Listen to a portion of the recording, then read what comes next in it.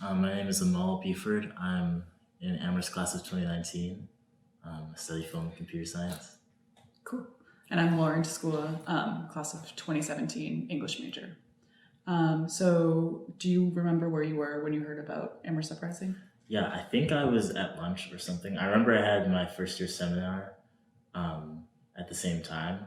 Cool. And so I remember, I guess I found out about it maybe at lunch or at breakfast that morning, the Facebook event. The Facebook event. Okay. Yeah. And so I was like, okay, well, I'm not going to first year seminar. So you knew right away that you were going to skip your Yeah. class. Did you ask for permission to skip your class, or did you just decide that you're going to skip and go? I think I decided I was going to skip. Okay. It seemed like my professor wouldn't mind as much because I noticed it was in the theater department, and I noticed not always, but as a general trend, humanities professors were a little more willing to some of them even were there, Right. So I don't remember it being a problem. I just You're just like, I'm going. Yeah. Okay. So you knew that was your initial reaction. Yeah. To the posting. Yeah, and there were a few other people in my class who also were willing to. Nice. And do you remember when you got there, your initial thoughts about the sit-in? Can you talk about entering the library and all of that? Mm-hmm. I just remember being kind of surprised because, so I was a freshman and the library I think it was already packed by the time I got there. Mm-hmm. And everybody was just sitting on the ground and around the stairwell. I kind of just went in with not really knowing what to expect. Mm-hmm. I'd heard about, I knew the context, I'd seen the posters or pictures of the posters, about the University of Missouri, right. And I'd seen that, but I just wasn't sure what to expect, and so I guess just going in, I was kind of it was I was surprised, but pleasantly surprised to see how many people showed up. The presence and everything. Yeah. You talk about that switch. So it started as a sit-in, and then can you talk about that switch when it was a solidarity sit-in, and then it turned into more of an activist thing? Can you talk about that moment? Yeah. And how you remember that? So I remember people were telling stories. Mm-hmm. I'm pretty sure that's how it started, if I remember correctly. And then it was funny. It was kind of just a huge cauldron of energy bubbling. You know what I mean? People started telling stories and they were kind of talking about their experiences. And then I think just people seeing their friends mm-hmm. go and actually share personal things with the group of people kind of incentivized them to do it as well. Right. And so it really turned from just a sit-in to kind of I don't remember if there was time designated for telling stories or if people just started speaking. Yeah, I can't remember either. Yeah. But I just remember once people started speaking, the ball kind of started rolling. Right. And I remember even I said something. So I saw one of my friends, another freshman, my friend Joshua, he said something. Because I wasn't going to say anything because I was I've only been here for 2 months. But right. It was just really nice because everybody was kind of listening to each other, mm-hmm. Really deeply listening to each other. Right, for once. And people were angry and they weren't trying to police other people's anger, in my opinion. They were kind of just saying it. And then it's true, yeah. I remember so many people afterwards, I don't remember who, but I just remember talking to several people and then being wow, I never experienced this before. I've never heard these people's stories before. And mm-hmm. I actually got them to think. And I was thinking too, you know right. what I mean? So yeah. Definitely. Do you remember what you said?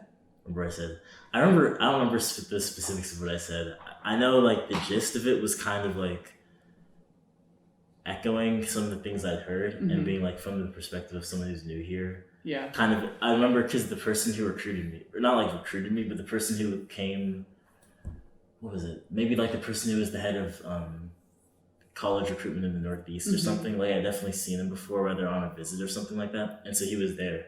And so something I was wondering about was just the idea of, or I remember I talked about the idea of what does it mean to let people into your school mm-hmm. and then not have adequate resources or right. support for them. Yes. Or it's why did you, for example, if what these people are saying are true, is true, then why did you let me and my friend here? Because mm-hmm. are we destined for the same troubles right. that right. That's really interesting. We look up to. The people that you saw there in those reactions, that's really interesting. Because already they were my friend. Because I remember I kind of you kind of are a freshman, you come in, you're taken in by some upperclassmen. Right. And so some of the upperclassmen that I happened to know and had started bonding with were some of the people who talked. So then you saw that and were able to step up. Wow, that's really amazing that as a first year you did it. Yeah. So after the initial conversations and people sharing their stories, do you remember taking an active role in the follow-up and the kind of activism that came after that? Yeah, so I was okay. So the what happened was Biddy came the first night, right? Was that the second night? She came the second The night second because she night. was on the Wow, plane. that's wild. Yeah. Yeah. Okay. But yeah, the whole like wow, It it's was like awesome. funny how it blurs together. But yeah, so we stayed. Yeah, so we stayed over the night. Right. Didn't sleep. You didn't sleep at all. No, I wanted to, but my friends wouldn't let me. They were like, "We have to watch the sunrise." So I was like, okay. Where did you sleep? On the second floor. Or where did you sit? On the second floor. Yeah, by like one of those I don't know if they still have the beanbag couches, but that's where we were. Mm-hmm. By there. And then okay, so the second day was I guess when people broke up into groups Mm-hmm. or committees. I remember to draft a list of demands Right. for Biddy, right? Yes. So I don't remember exactly. Like I remember being there for that part, and then remember like when Biddy came, and maybe it was Dean Epstein who also came. I think she came the first. The first day. Oh, yeah, Dean Yeah. Epstein came the first Yeah. day. Yeah, that was something. No, it was- And then after that, I remember like I feel like it got weird because it seemed like they were like after the actual event of the uprising, Mhm. it seemed like there were committees that were made. I wasn't on any of the committees. But I kind of like I guess I was like supporting like I like supported them, and I also like from afar like because I kind of knew some of the people who were. But like activism wise, I feel like I wasn't as much of a part of the initial like follow up to Amherst Uprising Mhm. as I was like to just other like activist things that happened on campus like in the years following, Mhm. maybe because of Amherst Uprising. Right. You know, like Yeah. for example, like I don't know, like my sophomore year, like after Trump was elected, we had like a protest outside what is it, Congress. Yes. Like things like that. Right. Yeah. So you think that the stage was kind of set with Amherst Uprising for that activism to follow? Can I you think talk more so. about that? Yeah. Well, yeah, because it was kind of like pretty quickly organized. You know, it was kind of Yeah. like I think we just, at least from my opinion, like ever since I saw, like seeing that, I just assume that students have a voice, Right. and we just have to make ourselves heard if we want to, Right. something to happen, and also seeing that, like that Biddy actually came back and From her like trip. yeah from the trip and. Like that we actually got people's attention, and also that people were willing to stand with each other, because I feel like that's a big thing. Like because we're all so busy. Like everybody's so busy, and everybody has a billion things going on. So to see that people took time out of their day to really actually do that, Right. it just made me think, yeah, this is definitely possible. Like we set the bar. I guess we set the bar, and so anything like to that bar is completely possible. Yeah. So Great. That's awesome. I just want to go back to the day of two, or like the days across that you were sitting in the library and everything. Can you talk about the presence? I think is interesting, and how, as someone who was there from the beginning, like from the initial sit-in, can you talk about the movement of people and how people came in, and just the movement in and out of the library and that presence and what you were seeing there? Yeah, I just remember like not wanting to leave the library. Like after a certain point, even I think I went to get my blanket or something like that. Or I like rushed back. Yeah, I just think I found myself like really talking to a lot of people I didn't really know that well, and like just hearing about what they were, hearing about their stories. Also, like it brought like me and some of my friends like closer together too. Yeah, like it was also making sure that people felt supported, and like because some people were worried about like class, like missing class and things Right. like that. The work. Yeah. Yeah, and so like making sure people felt supported in that way, and like drafting emails to send to professors and things like that. I remember. I guess the energy. I was just wondering like how long it was gonna go for, because I was like, wow, what if we do this for a whole week? Yeah. You know what I mean? Right. Yeah. Do you have any conversations in particular that stand out? You said it brought you closer with some of your friends, or like conversations with maybe faculty members too. Just any conversations. Let me think. Well, I remember I did talk to the wannabe admissions counselors. Wow. That same actually. one? Yeah, the same one. Wow. Afterwards, I think he came up to me and talked to me, and I don't remember like the specifics of what we talked about, but I just remember him saying like this is like the student activism is important. And that's something that I hear a lot, especially from faculty, is like how important student activism is. And he was saying like like this is a good cause, like you should keep doing it. Yeah. And so I always thought that was interesting, like because I guess maybe. I mean, faculty are just in a very different position than students are, I guess. Right. As far as like activism and speaking their mind. And I've had like different instances in which things happen that like enrage like the student body. For example, like, the whole like the common language thing. Like Right. and I talked to like certain faculty, and they were like, yeah, like they gave me their side of it. And they were like, like thank you, like, and like some of them were like supportive of the students, but they always have like an emphasis on the students being the ones to like lead these Right. conversations, which I think is interesting. I'm not really sure why, but I mean, I think I know why. Maybe because they're like paid by the school, and so they're maybe they can't. Yeah, but like, I just think that's interesting. So you remember him saying that to you? Wow. Can you talk about some of the conversations with your friends if you want to? Yeah, I just remember certain people like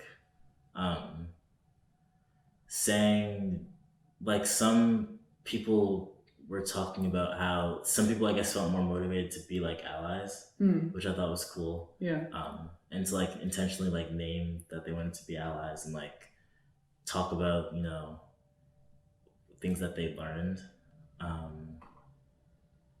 That's like what stood out to me the most. Like, I remember some people like were kind of, I guess, like amongst, I don't remember who I was like near, but maybe like the people who, just like amongst people who talk, like sometimes people would like come up to us after and be like, I like what you said was interesting.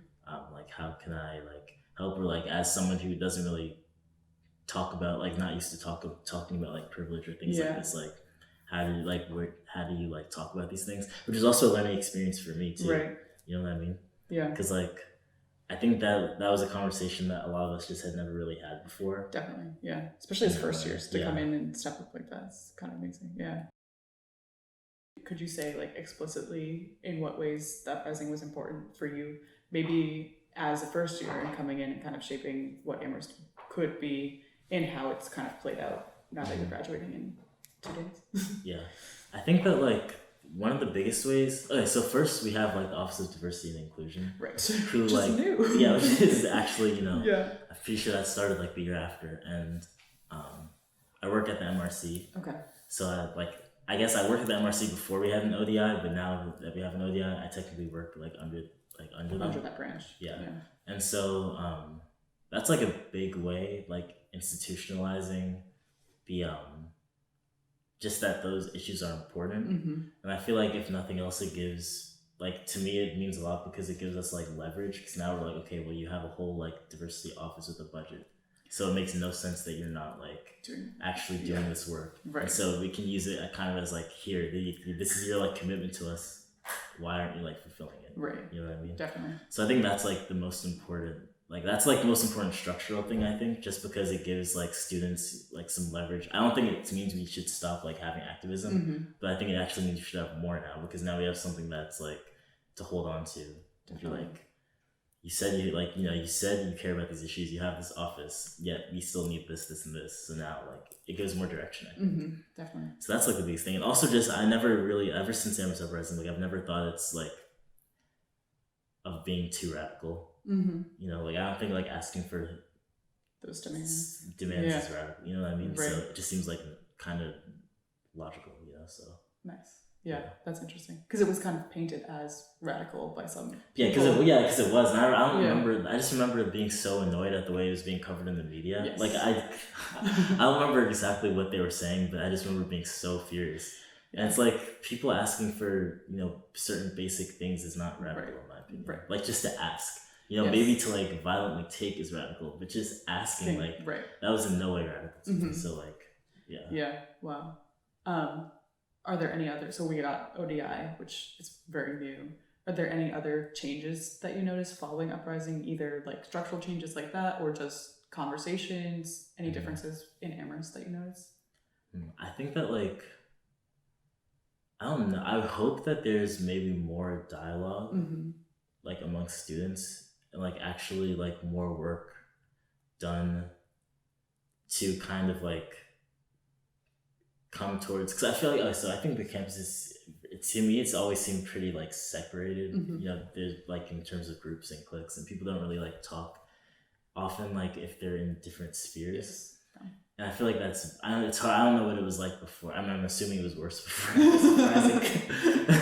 So hopefully it's gotten better. I don't know, but like, that's like, I guess what I'm saying is it's hard to like, I'm not sure how to compare like before Uprising versus after, because I kind of came in with it, but like, I think that like it's more common for people, hopefully, to like have those types of debates and like, or just confront each other, when things seem wrong.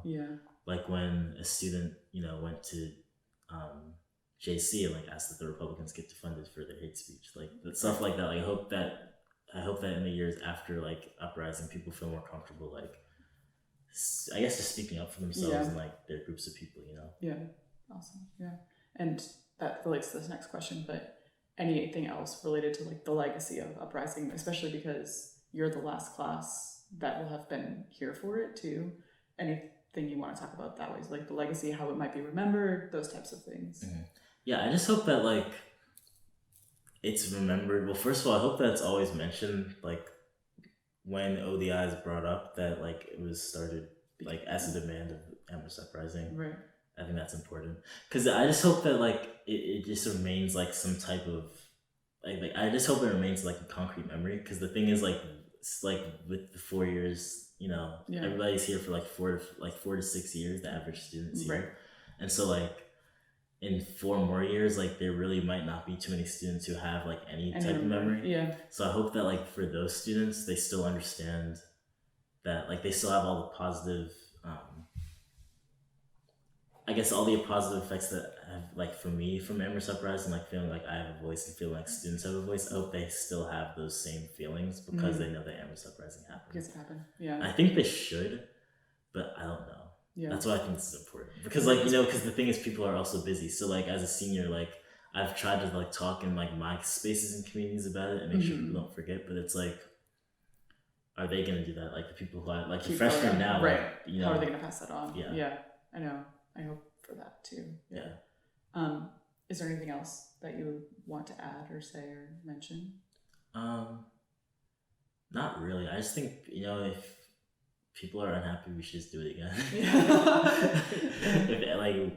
Right. They could just do another one. Yeah. Yeah. It doesn't have to be like, one time, like, oh, this is the one time things happen. It's more just like anytime people have something to say, they should just say it.